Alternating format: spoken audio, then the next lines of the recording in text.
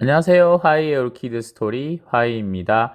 오늘은 2019년 12월 9일 월요일입니다. 네. 많은 분들께서 제가 다양한 난초를 베란다에서 키우고 또 월동하고 꽃도 피우잖아요. 그래서 어떻게 그렇게 할 수 있는지에 대해서 궁금해 하시는 분들이 많으신데 몇 가지 노하우가 있어요. 그런데 그 중에서 가장 중요한 게 있습니다. 필수 아이템이 바로 온도계입니다. 네. 난초마다 겨울철 생육 온도가 달라요. 그런데 우리가 말하는 베란다는 한 장소이지만 사실은 위치별로 난초를 어디에 배치하냐에 따라서 난초를 키울 수도 있고 못 키울 수도 있습니다. 사실 우리 집 베란다만 해도 해가 드는 곳과 해가 들지 않는 곳, 위쪽 바닥, 겨울철 온도가 낮밤으로 이렇게 차이가 있어요. 그렇기 때문에 대략적으로 세 그룹으로 나눠서 겨울철에 온도가 높아야 하는 카틀레아들, 그리고 온도가 낮아도 되는 렐리아들, 그리고 약간 그 사이에 있는 난초들을 이렇게 배치를 해서 키울 수가 있습니다. 그러면 이제 본격적으로 이야기를 시작해 보도록 하겠습니다. 저는 카틀레아를 주력으로 키우고 있습니다. 그런데 카틀레아라고 해도 다 달라요, 사실은. 50여 가지의 그 속의 원종들이 있거든요. 뿐만 아니라 근년 속에 해당되는 렐리아들, 얘들은 좀 추워야 돼요, 겨울에. 그리고 신비디움들도 그렇고요. 그 이외에 여름 동안에 햇볕을 쫙쫙 보고 자라던 덴드로비움이나 석곡들은 겨울 동안에는 실내로 이렇게 들였습니다.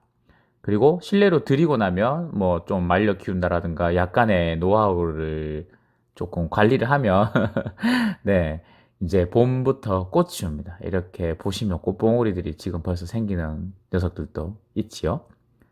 네. 어, 제가 지난 영상에서 겨울철에 생육 온도, 그러니까 월동을 하기 위해서 난초별로 대략적인 생육 온도가 어떻게 되는지에 대해서 소개를 했어요. 그거에 따라서 배치를 하면 되는데 월동 온도에 관해서는 진짜 대략적인 이야기였지만 영상 마지막 부분에 링크를 할 테니까 한번 다시 봐주시고요. 그러면 이제 이야기를 이어서 해보도록 하겠습니다. 우선 베란다가 하나의 공간이긴 한데 햇볕이 드는 정도, 그리고 영상 처음에 이야기했던 것처럼 그리고 윗부분, 아랫부분의 온도가 달라요. 예를 들어서 베란다 창 쪽은 햇볕이 들기 때문에 낮에 온도가 많이 올라가요. 그리고 거실 쪽 같은 경우에는 해가 상대적으로 들들어서 네, 온도가 낮죠. 지금 보시면 창가 온도가 27.8도까지나 올라가 있습니다. 네, 거기에 비해서 어, 햇볕이 들지 않는 베란다의 반대편 이쪽은요, 온도가 27도까지는 가지 않아요. 보시면 22.8도, 한 23도쯤 되죠. 이렇듯이 베란다라는 한 공간이지만 햇볕이 드는 정도에 따라서 온도 차이가 납니다. 거의 30도 가까이 날 수 있고 20도 초반 정도로 날 수가 있습니다. 그러면 조금 더 고온의 난초들은 이쪽에 배치하고요. 조금 더 저온의 난초들은 이쪽에 배치를 할 수 있습니다.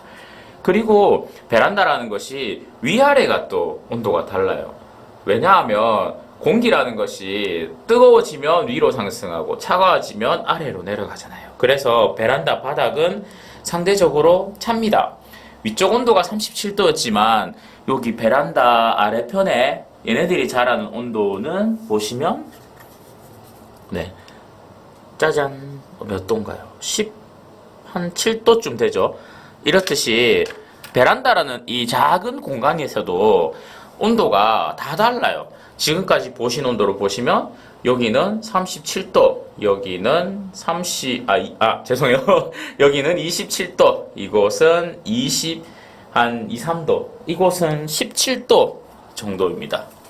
그죠? 거기다가 저처럼 베란다를 분리해서 키울 수도 있죠. 보시면 베란다를 분리하면 이렇게 비닐문을 이렇게 하나 달아두면 비닐문을 달아두고 저쪽 바깥에 창문을 열어두면 이쪽 온도는 더욱더 내려가요. 거의 보세요. 11도, 10도 정도까지 낮에 온도가 내려가죠. 이렇게 하면 이렇게 저온성 난초들을 여기서 키울 수가 있답니다. 어떠세요? 사람들이 베란다라고 하면 같은 공간이라고 생각하고 할 수 있지만 사실 그렇지 않아요. 그래서 제가 다양한 난초들을 베란다라는 한 공간에서 키울 수 있는 이유랍니다.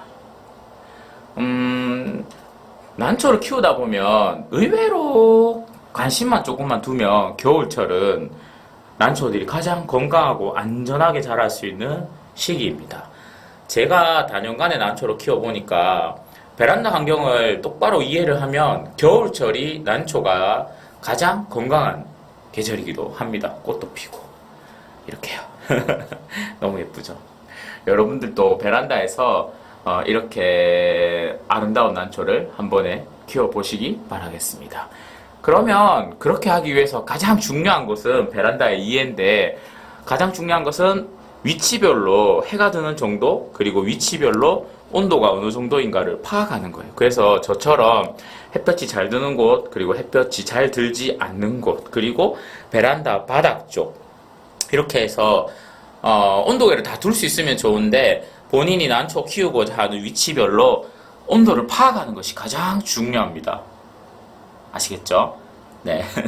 여러분들께서도 저처럼 겨울철 에도 이렇게 봄봄봄 하는 이런 아름다운 가드닝을 해보시기 바라겠습니다.